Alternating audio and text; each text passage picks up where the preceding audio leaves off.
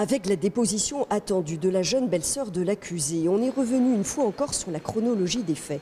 Et faute de reconstitution pendant l'instruction, le président de la cour d'assises a repris chaque détail de ce quart d'heure passé au domicile de la septuagénaire. Dans l'appartement, tout d'abord avec l'achat pour 10 € du calendrier, puis surtout sur le palier après le vol, avec la fuite et la panique quand la victime a attrapé l'adolescente par les cheveux et la capuche. Mais même en revenant encore et encore sur les faits, on n'a pas le sentiment d'avancer vers des certitudes. Il y a des discussions à tous les niveaux. Au niveau du vol, parce qu'on reproche un vol, il n'est pas du tout clair qu'elle ait même participé au vol, puisque vous savez qu'elle a pris l'initiative d'une restitution. Au niveau des violences, c'est bien simple, il n'y en a pas.